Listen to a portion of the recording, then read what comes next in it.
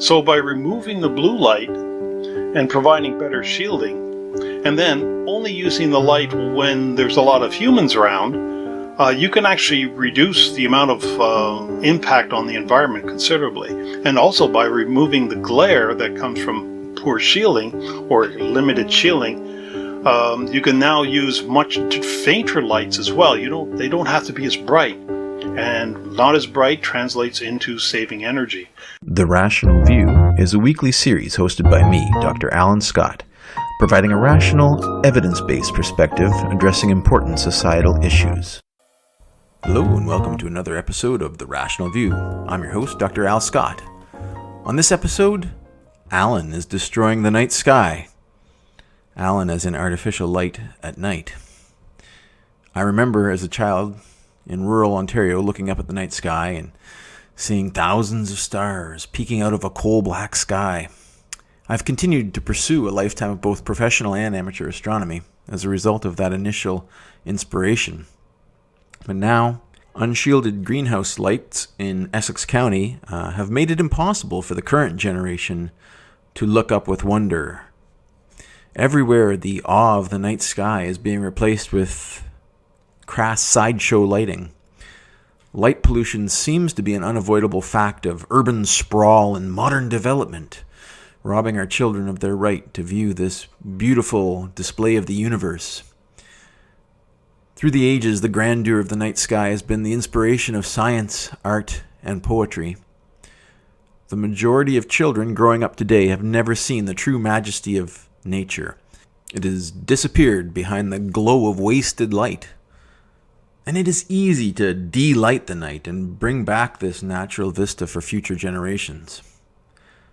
On this episode, I am welcoming lighting expert Mr. Robert Dick, a fellow astronomy enthusiast and dark sky crusader. Rob is CEO of the Canadian Scotobiology Group. And if you enjoy this episode, please click like, send a comment, and share to your friends. Welcome to The Rational View, Rob. Thanks very much, Alan. Could you tell me a little bit about your current work? Well, I split my time between my company, the Canadian Scotobiology Group, and the Royal Astronomical Society of Canada's Dark Sky Preserve program, and I also write astronomy articles for Canada's Harold Smith magazine. By the way, Canadian Scotobiology, the word scotobiology is the study of the biological need for periods of darkness. And as you might imagine, based upon the topic of this interview, it really grew out of my concern about light pollution. Very interesting. So what initially got you concerned about light pollution? How did you get interested in this topic? Well, I've been an amateur astronomer for well over 50 years now. I'm a gray hair. And growing up, a bunch of us from high school used to be out under the night sky, meteor observing, and then our ambitions got the best of us, and we decided in our group to build a large telescope and site it somewhere. And so we built it. It was sited south of Ottawa. And then after a few years, somebody bought the property right next door to it and put up a house within 100 feet or so of the observatory.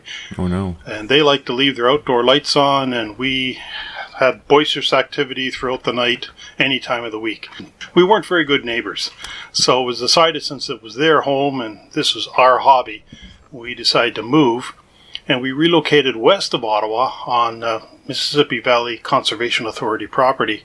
Ottawa is in the eastern part of the sky, and the sky glow from Ottawa continued to rise up and contaminate our nice dark skies that we had there. So we're figuring, gosh, we got to move again, but we couldn't afford to move, so some of us got together and figured we'd try to do something. And we had a confluence of good talent and well-connected people, and we created a light pollution abatement program in Ottawa, and that proved to be relatively successful. This is going back to the mid-90s. I see. And so we started with that, and it proved, as I said, it proved to be relatively successful. Then I was asked to take it over nationally, and here I was expecting to retire from it back in the late 1990s, and then I took on the national program for the Royal Astronomical Society of Canada, and I've been going at it ever since. But what changed was in 2003 when I attended a conference in the Muskoka district north of Toronto, and there's about 80 to 100 people there, and only 2 of us had anything remotely to do with astronomy. And all the others were the biosciences, cognitive stuff, sociology, and so on. And that's when I found out that light pollution has very little to do with astronomy. It's got everything to do with biology, ecological integrity, and even human health. So from our shared hobby of amateur astronomy, there's obviously this ongoing clash with between a nice dark night sky and the need for security lighting that people see. Isn't this something that people need to have, is the security lighting at night? That's what you would think. At least that's the way it's been marketed, if I can use that word for this. But light enables monitoring of activity, but it alone, it doesn't provide security. Security depends upon 3 things. First, you have to detect a problem, or something has to detect a problem. And the second one is to report that there's a problem. And the third is to act on it. And unfortunately, all the light does is is half of the first item, and that it enables you to see something happening, but it doesn't report it. Somebody has to report it, or a camera has to report it, and that report has to be then reviewed by someone or a machine that then sends out a signal to send somebody there to stop it, or at least to take a look at it. So because it only lights the property, it really puts the property on display. Mm-hmm. And a vandal or a thief can come in, they can see everything outside your house, and then they just pick up what they want, and in the morning the owner wakes up and finds their snowblower is gone, or their lawnmower is gone. So it really doesn't do what it's purported to do, but it's necessary to do what comes next. It seems that it's something that gives people a sense of security to have these glaring lights at night, even though most of the time they're not around. That's right, and in fact, the glaring lights can actually reduce visibility, because you can imagine someone on the street or waiting at a stoplight, waiting at a bus stop or something, and they're in a pool of light, and because it's so bright around them, they can't see into the shadows. And of course, that's where the criminal lurks. And there's no way to, unless there's a security camera or someone with very good eyesight, because of the glare, you can't see very well. You can't even identify the person very well. Now, you mentioned the effects on biology and animals, and this is something I didn't even know about. I mean, from our hobby, we're looking at the night sky, taking images of stars and deep sky, very faint objects, and this gets washed out. But apparently, you tell me that there is a biological effect that this artificial light at night is actually hazardous for. Can you tell me more about that?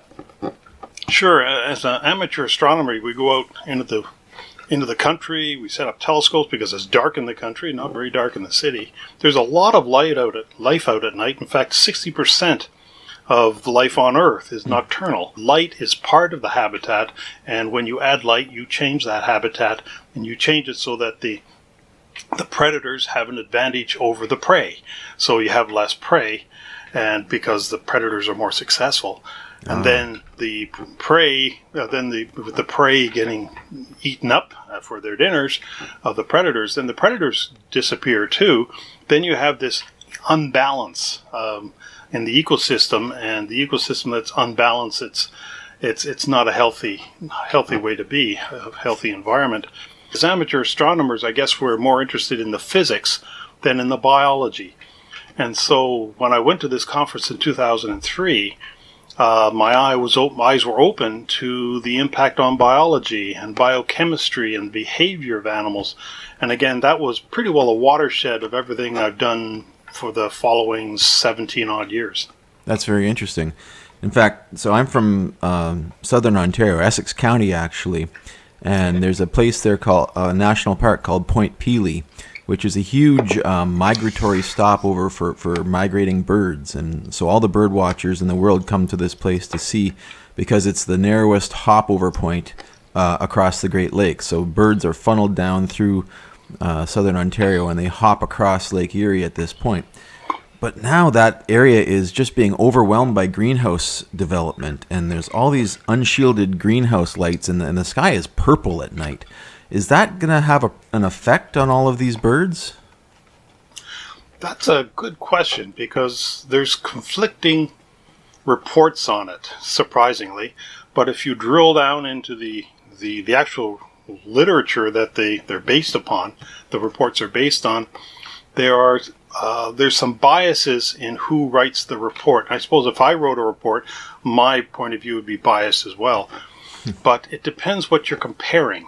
And you can compare, for example, let's just use the idea of birds and these navigation avoidance beacons that are on towers. Mm-hmm. The reports are that the white strobe beacons don't impact the birds, whereas the red beacons did. But the red beacons are much easier on the eyes.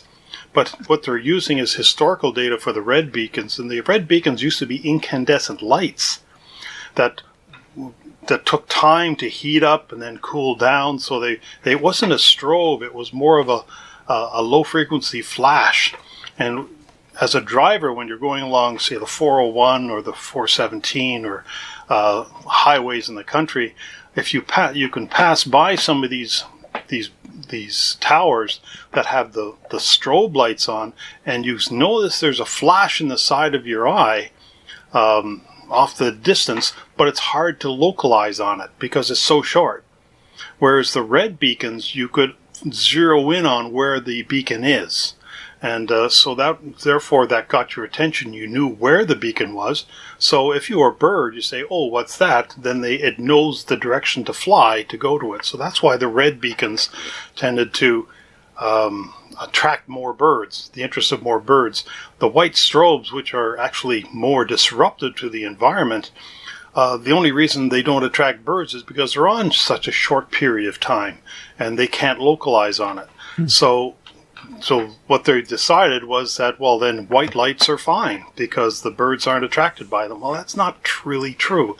So it's a matter of reading even scientific papers and technical reports. Read them critically, because if something isn't right with you, then chances are it's not right.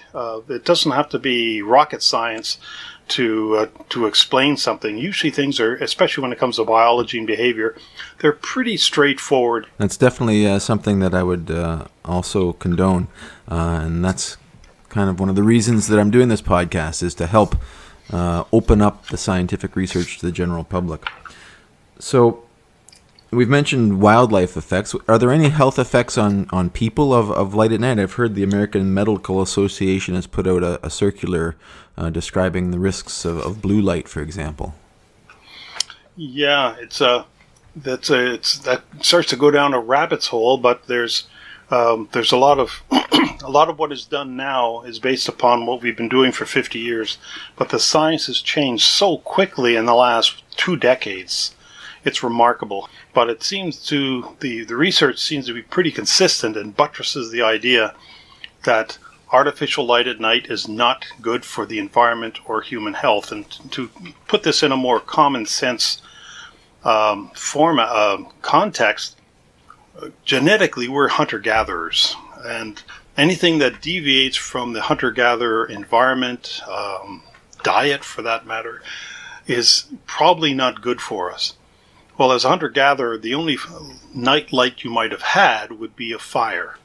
And fire emits very, very little blue light. The temperature of the coals is just too low to emit much blue light. Well, there's detectors in our eye that were discovered, and they're not visual. They don't provide an image, but they do detect light. And they're sensitive to the blue part of the spectrum. And this is curious. Why the blue part of the spectrum? Well, think back as a hunter-gatherer. You want to stay alert throughout twilight, because that's when the predators of the day and the predators of the night overlap. So it's a particularly dangerous time of day.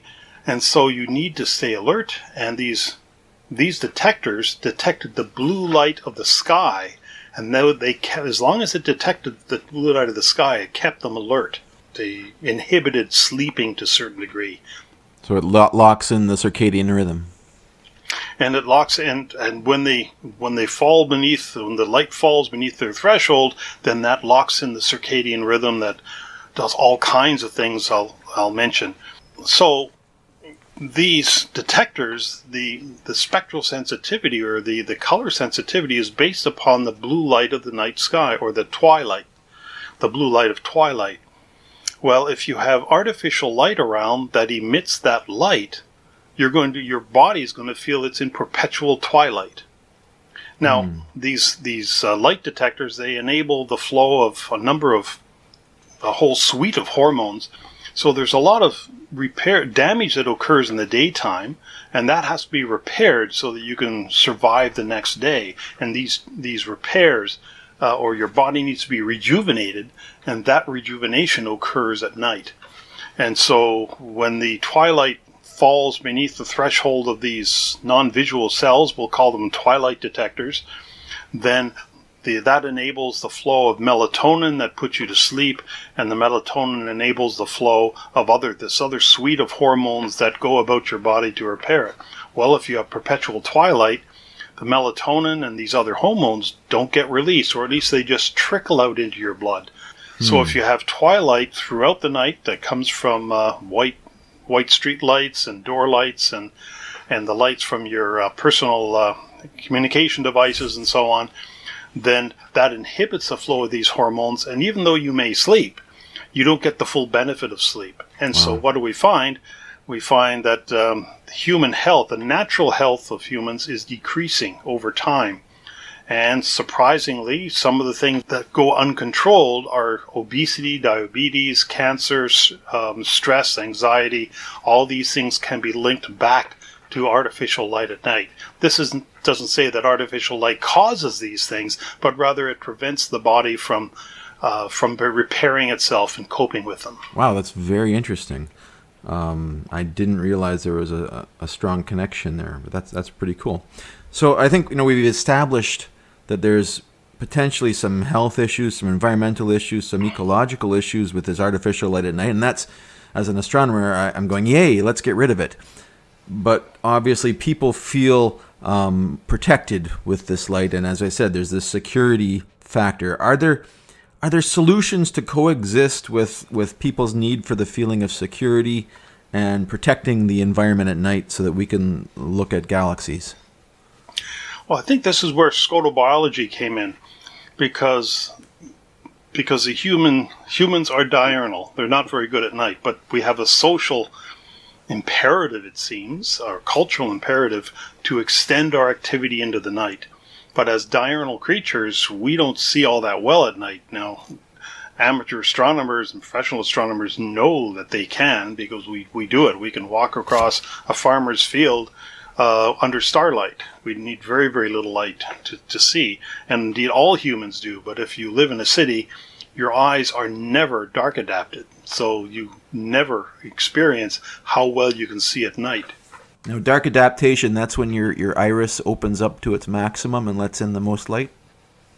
Yes, there's actually two types of, I mentioned this non-visual set of detectors, but there are two other ones that support our vision.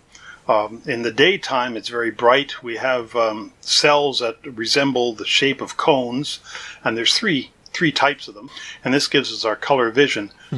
They're not very sensitive to light, but they see very fine detail. So we've got the cone cells in the daytime, but they're not sensitive enough to see at night. And yet it's critical as a species that we see at night, at least as hunter-gatherers.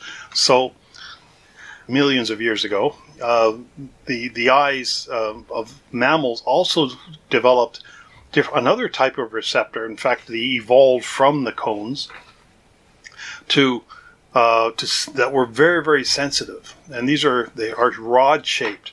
And there's about 10 of them that get grouped together in a neural network in the back of your eye. And they're extremely sensitive, but they don't see color. So you end up use these at night.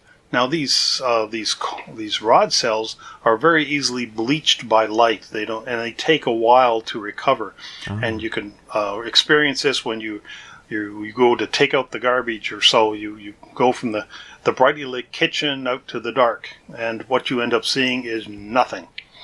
But if you linger a bit of time outside, you'll notice you start seeing more and more, and this is the recovery of your night vision. The night vision cells, these rod cells, become more and more sensitive as the bleached portion of them, the bleachness of them recovers, and they begin to see again. So after about 10 minutes, you can see reasonably well, but if you really want to see a faint galaxy in a telescope, you might need 30 minutes to an hour. In fact, there's improvements after 3 hours. Your vision is still improving. And so in cities, you're never using these? Never using these, and most people are oblivious to them. Back in the day, for most of us that have white hair, probably remember the Moody Blues. And on one of their albums, Days of Future Past, there's a bit of a poem they recite, and it was written by one of the members, who was actually a member of the British Astronomical Association, and it's talking about the moon, but its cold-hearted orb that rules the night removes the colors from our sight. Red is gray and yellow white, but we determine which is right and which is an illusion. And this is a direct reference to being dark adapted, because when you're dark adapted, you see, but you don't see color. So, getting back to the question, what solutions exist to share the night sky and get back to the sort of darkness that we like? So when we looked at the scotobiology side, it was evident that there's a tolerance to the brightness of light, the extent of the light, the spectrum of the light, and also when the light occurs.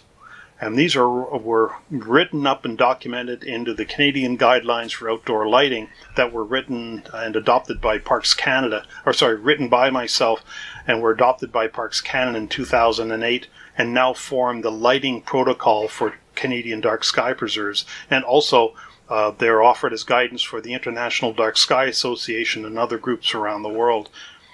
And so if you look critically at these attributes of light that life, that animals and even humans can tolerate, you can have light. It's almost like having your cake and eat it too.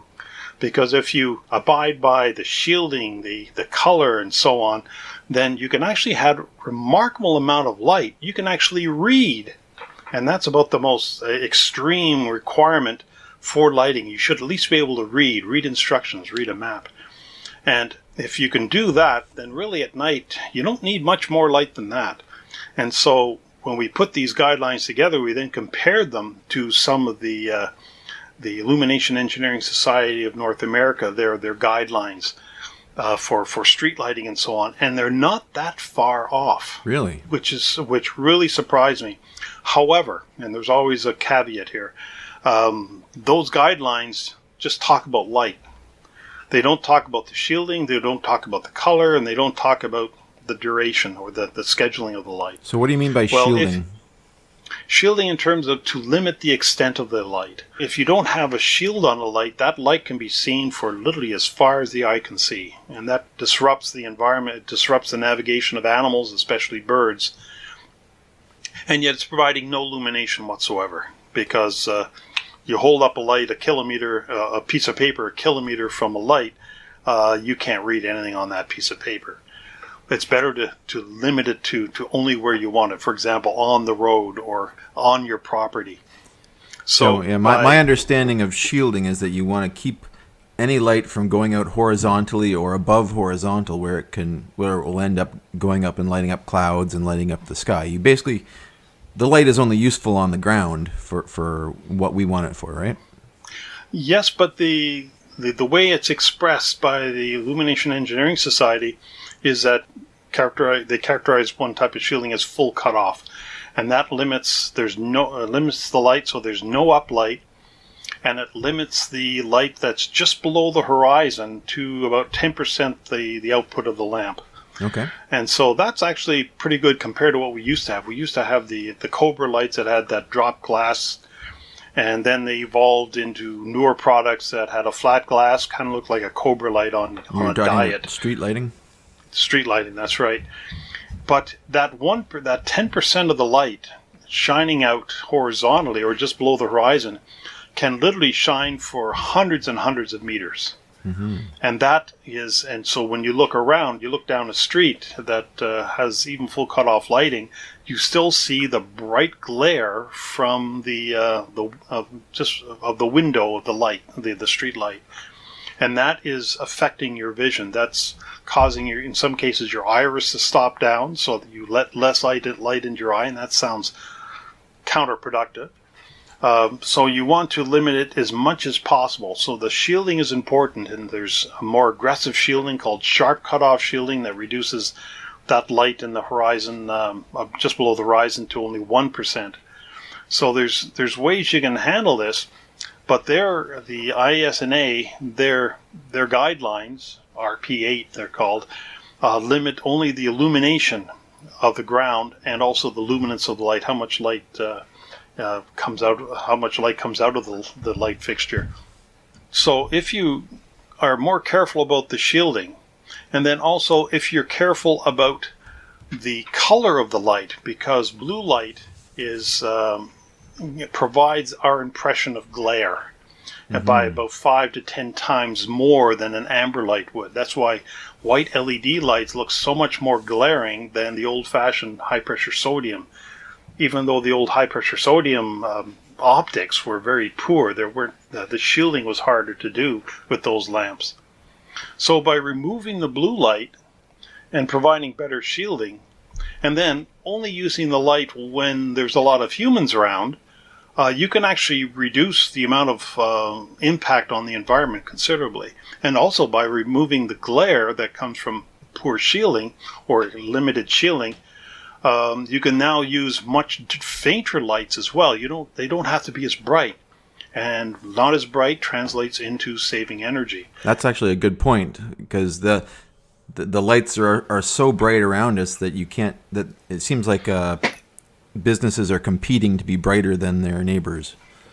That's right, and and also they become very dynamic. One reason for having the light along streets as bright as they are is for safety, and yet so they want to have the illumination level into your daytime range, because those daytime cone cells respond more quickly than your nighttime rod cells.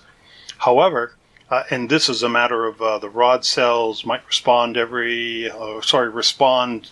in the order of about half a second, whereas your cone cells respond in less than a quarter second.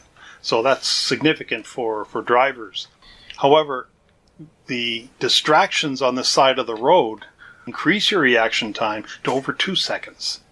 So really, the illumination level has no effect. It's all to do with distraction on the side of the road. And that's, of course, what is part of retail marketing. You got to have the flashing dynamic lights and in-your-face advertising on the side of the road. I definitely find those white LEDs very distracting. I mean, they at night they hurt my eyes. We have these our municipality installed white LED street lights, and just the glare for them seems to almost hurt my eyes.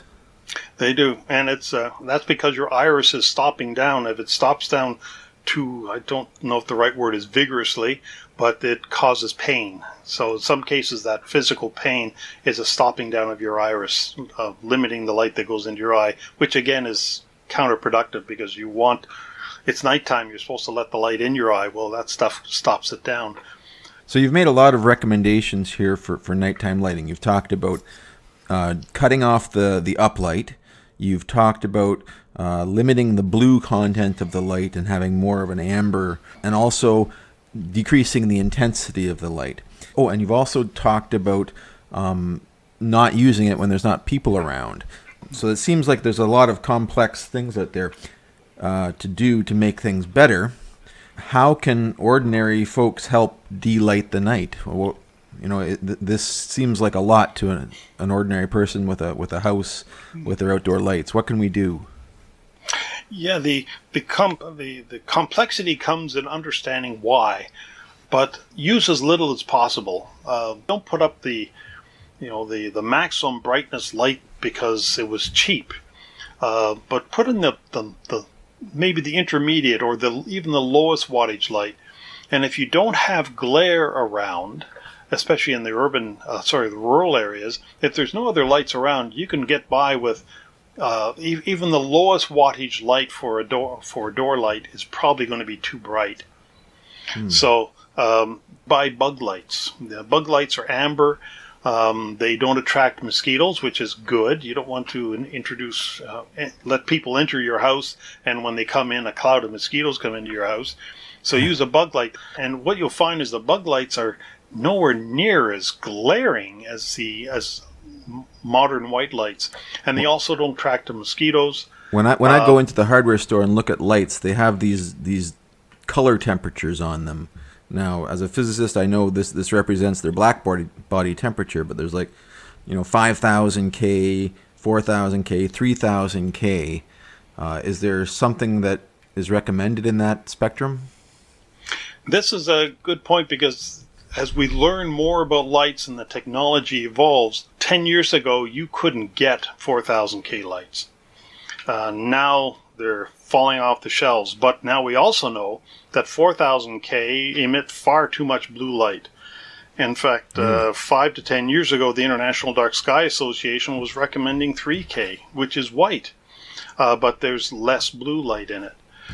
But now you can get 2700K, 2500K, and if you get 2200K, that's getting pretty close to bug lights. And this is the sign of the warm light. It's even beyond warm. So what you want to get from the hardware store is 2200K or less, and that emits between about 5 and 1% blue light. And yet, if you get a 2200K, it looks like candlelight. I mean, there's nothing wrong with candlelight. It's rather nice. And it's also better for your eyes. It doesn't attract bugs as much. And on top of that, if you put up a door light, make sure it's shielded so it doesn't shine into the eyes of people walking by your house or motors driving along the street. If you shield it, it's illuminating your doorstep, your door, and so on, the pathway up to the door.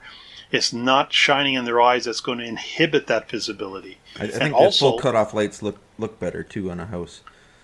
I think so. That it makes that area glow more. The surface glow. I know most of these new housing expansions that you see have all these fancy coach lamps at the end of the driveways, which are basically glaring right into your eyes. Is there a better option for outdoor lighting that's not these glary coach lights? It comes with the design of the coach lights. Now, there's some municipalities that don't allow lights along the curb, and that's because motors can't see past that light. So you can have a dog, you could have a ball, you could have a raccoon crossing the street beyond that coach light, and the motors won't see it, or at least they'll be distracted by the light rather than by the animal or the hazard that's in the road.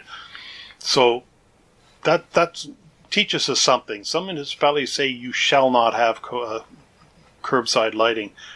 However, there's a neighbor of mine out in the country. He had coach lights, and what I ended up doing was there's two halves to it, that the top half would fold off so you can change the light bulb.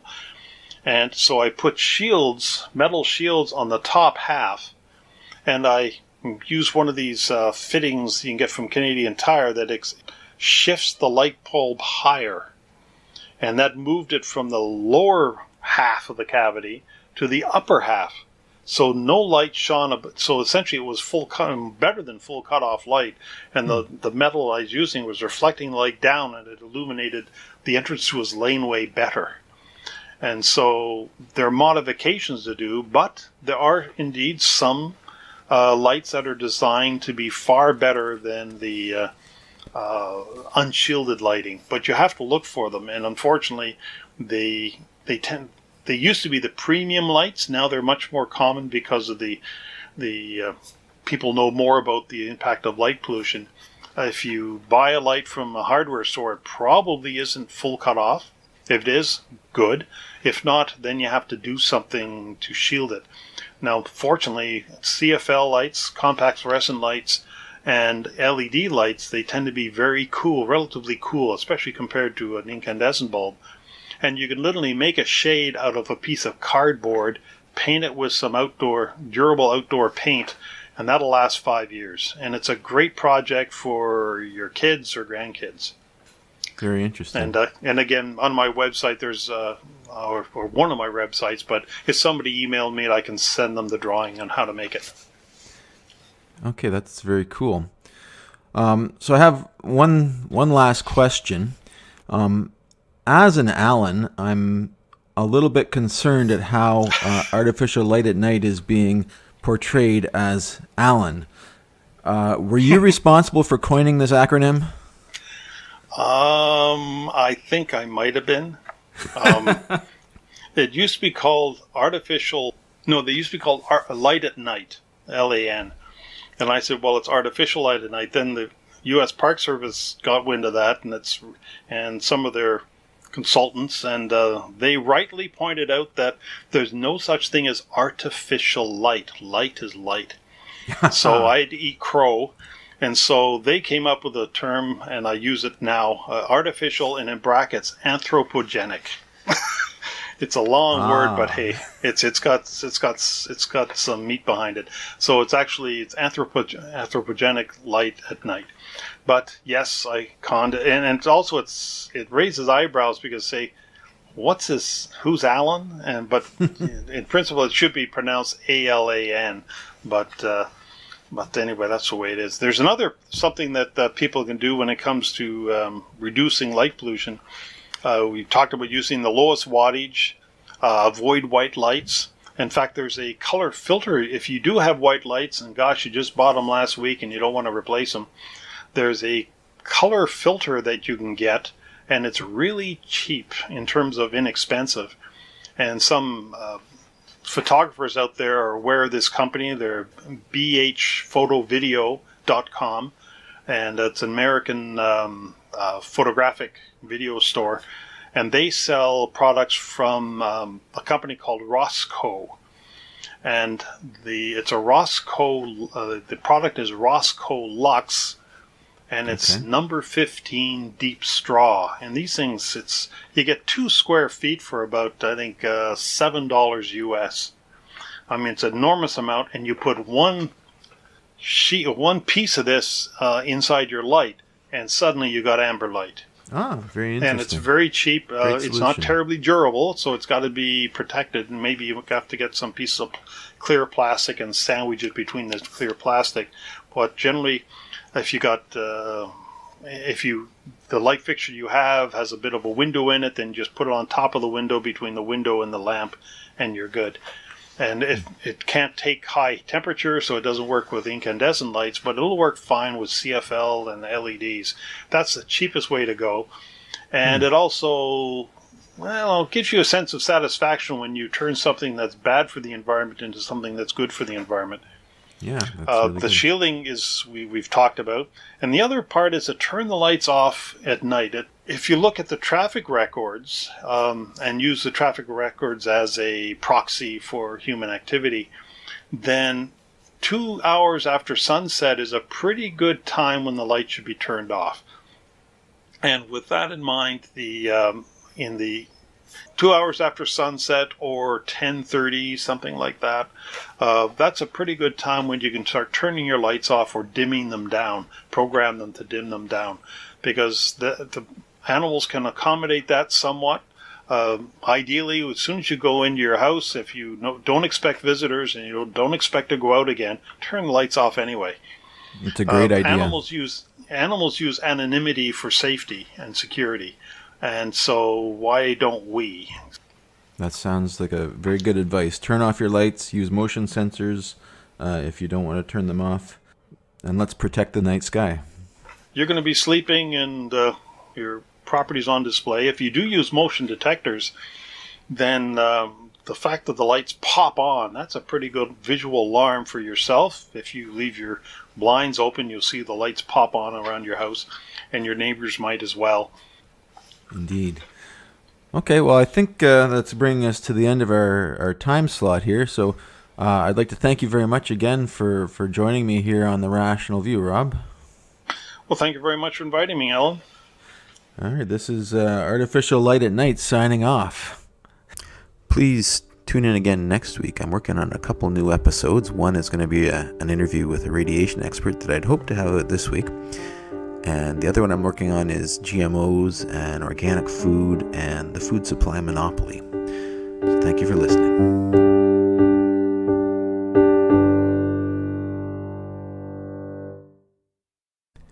If you're enjoying what you're hearing, please consider visiting my Patreon page and becoming a patron of this podcast at patron.podbean.com/TheRationalView.